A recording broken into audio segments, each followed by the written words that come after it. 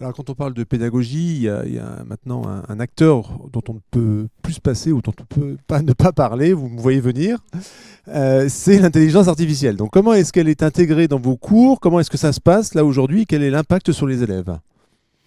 Qui veut se lancer dans ce débat? Moi, je termine après parce que j'ai d'autres choses à dire sur l'IA. Voilà, mais il n'y a plus un cours aujourd'hui. Je pense au collège, au lycée, à l'université, en école. Il n'y a plus un cours qui se déroule comme il y a 30 ans. C'est terminé.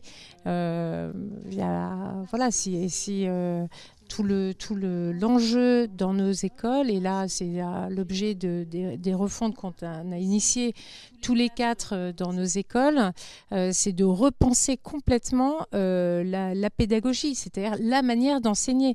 Il faut apprendre à...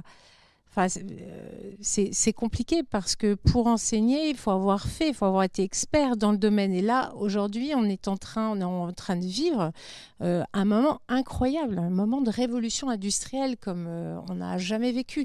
Donc, à la fois, c'est extrêmement enthousiasmant et à la fois, il faut tout repenser en étant prêt en permanence à rebattre les cartes, à changer. Et c'est ce qui fait aussi notre métier à quelque chose d'intéressant. Oui, heureusement. Voilà. Pour aussi cadrer les choses, travailler en groupe de travail, on a beaucoup de chance parce qu'on travaille 4 écoles ensemble, et pour faire avancer aussi à la fois la façon d'enseigner, l'intégration de l'IA dans tous les métiers qui vient, donc dans les compétences qu'il faut que les étudiants acquièrent tous, il n'y a plus de sujet. Et puis dans la transformation aussi, l'impact de transformation des autres compétences en fait en effet domino. Puis il y a aussi l'enjeu d'éduquer nos élèves à un bon usage de l'IA. Parce qu'en fait, quand on fait des sondages internes, à plus de 80%, ils disent utiliser l'IA pour faire leurs devoirs, leurs projets et tout. Enfin, voilà, faut pas se leurrer.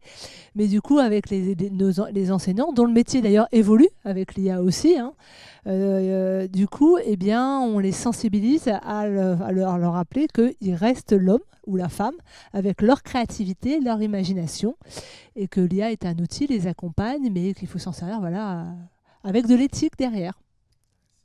C'est important. Et alors à l'EPITA, il y a une petite particularité supplémentaire, c'est vous pouvez choisir des spécialisations qui vous apprennent à devenir un spécialiste, un expert de l'IA. C'est-à-dire que vous allez fabriquer l'IA. Il y a une start-up qui vient de lever 900 millions d'euros en France, dont le directeur technique est un ancien de l'EPITA. Donc vous pouvez devenir un faiseur de l'IA, celui qui fait, ou celle qui fait bien sûr. Alors peut-être un point, on se dit souvent à quoi ça sert de faire de l'informatique quand il y a de l'IA. Nous, en fait, on ne vous empêchera pas d'utiliser l'intelligence artificielle. Peut-être sur certains exercices, on se dira, tiens, là, vous ne l'utilisez pas. Mais on va vous apprendre à l'utiliser pour accélérer, pour aller plus vite. Mais être un ingénieur, et être un ingénieur en numérique et en informatique, c'est être capable de pouvoir comprendre votre code informatique, par exemple, ou bien sûr votre système numérique. Donc il y a besoin, et c'est normal, d'avoir des cours où il y aura des compréhensions sans IA, et il y aura plein de cours où il y aura de l'IA. Donc l'IA est un outil comme une calculatrice, comme un ordinateur. Donc de toute façon, on vous apprendra à l'utiliser de manière respectueuse. On vous apprendra aussi à enlever les biais parce que utiliser sans comprendre, c'est pas être ingénieur. Véronique, qu'est-ce que vous répondriez si je vous disais, là je vais me faire l'avocat du diable, que l'IA aujourd'hui, ça va faire disparaître les ingénieurs? Non, je pense que... Alors, bien sûr que non. Non, parce que en fait, là, c'est ce qu'on évoque. L'IA, justement, provoque de telles transformations et surtout de façon systémique. C'est-à-dire que c'est pas seulement une technologie. Tout est interconnecté, en fait.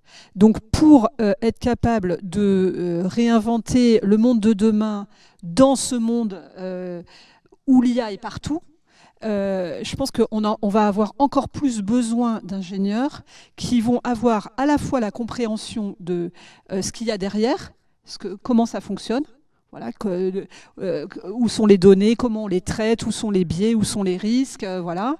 Et puis en même temps, la capacité de transposer ça dans des domaines d'application, de l'adapter aux besoins, de l'adapter aux usages. Et donc, en fait, on est typiquement dans un problème d'ingénieur, un problème systémique, complexe. Donc, en fait, on ne peut pas répondre à cette question comme ça, parce que sinon, tout le monde peut dire, et on dit à peu près tous la même chose. Mais en fait, cette arrivée de l'IA générative, en particulier l'IA générative, elle transforme la société et elle transforme les écoles d'ingénieurs. Et franchement, on est tous des ingénieurs ou des scientifiques à la tête de ces écoles, et on prend ce sujet au sérieux. Et on va le traiter, ça va modifier vraiment très profondément tout ce qu'on fait dans une école d'ingénieurs. À la fois comment on forme les enseignants, comment on utilise l'IA pour concevoir des cours, comment on utilise l'IA pour évaluer, comment on apprend aux élèves à bien utiliser l'IA, comment on prend en compte les attentes des entreprises vis-à-vis des ingénieurs. Qu'est-ce que les entreprises attendent des futurs ingénieurs en termes d'utilisation de l'IA, et comment on va adapter nos programmes pour répondre à ces nouveaux besoins. C'est comment nous-mêmes on va travailler différemment, comment on va recruter peut-être différemment. Voilà. Donc en fait, et c'est normal, toute la société est complètement impactée et doit s'adapter. Et là, on a absolument encore plus besoin d'ingénieurs pour à la fois comprendre et après être capable de mettre tout ça en musique pour répondre à des nouveaux besoins. C'est plus que jamais, on a besoin d'ingénieurs. Donc finalement, vous allez adapter vos formations aux besoins des entreprises. C'est un des axes, il y en a plein en fait, mais c'est un des axes de travail pour nous. Un des impacts de l'IA, c'est de dire, parce que ça on le fait tout le temps, c'est-à-dire c'est notre métier, comprendre l'attente des entreprises, de quels ingénieurs elles ont besoin, et adapter notre formation à ces besoins. Évidemment, l'IA transforme les entreprises, donc transforme les attentes des futurs recruteurs pour les ingénieurs.